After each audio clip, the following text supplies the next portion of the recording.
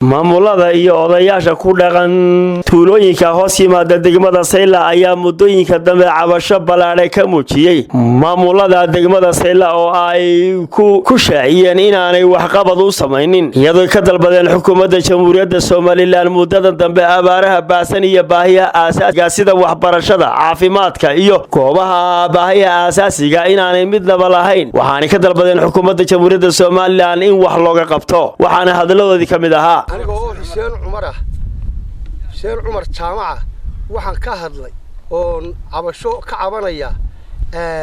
deegaanka yaano dhibaatada iyo hawlaha yaano ku soo dhacay 25 sanadood oo calankaasi Soomaaliland taagnaa halka anaga inaan cidin noogu imanin oo iskuul naloo dhisin oo xanaana naloo dhisin oo wax naloo qabtay aanay jirin oo hadday abaar tahay iyo haddii aanay ahayn aan wax noo yimaado maanta wax noo qabtay aanu jirin oo waxa kale oo ku daray degmada Sayla in lagu magacaabo la yiri degmadaas ay xukunta oo degmadiina dayacday waxa la noo qabtay halka lagu iloodo noo imanin oo waxay hadii wax waliba nagu dhacaan aanay war noo haynin yaamadii gugadii hore fiicnaa ummaduna ay isugu timid ilaa minbar ilaa galbeed kadib laga tagay abaar fara badan roob damana aanu helin waa laga hayaamay aad u tareeyar baa ku soo hadhay deegaanka waana deegaan aad run ahaan u balaaran waxa kale oo jira waxa uu deegaankani halbowlo u ahaa run ahaan degmada Sayla waxa ay noqotay maamulka degmada Sayli halkii deegaamadu ay ka guur lahaayeen inuu ka guuray maamulka degmada Sayli isagoo waxana waayay xilkii iyo waajibaadkii ka saaraa sida awgeed baahi balaaran baa keentay inay wada hadallo la furaan degmada Balcabane oo istiraatiiji ahaan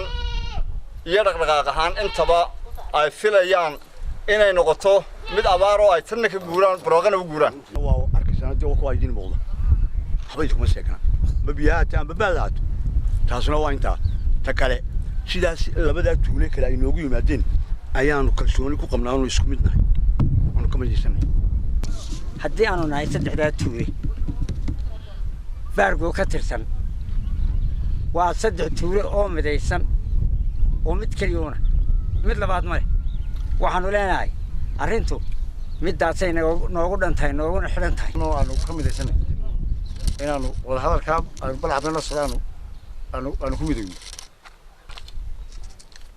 cabashada wadanka waxa ka dhaca abaaro waa la wada ogyahay la sheeg maayo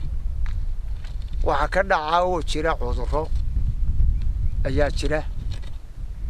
degmada tuuladan masaajidka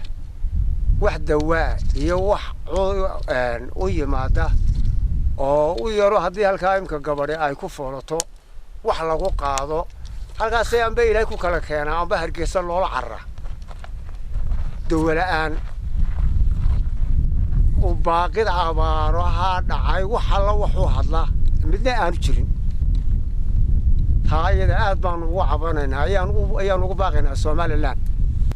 Sayla aad buu dayacday intii lagu magacaabay saddexda tuule baargo iyo masaajid iyo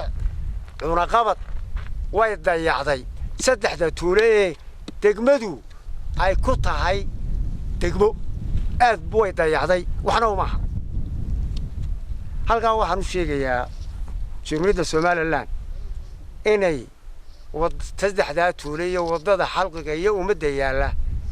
in aad loo eego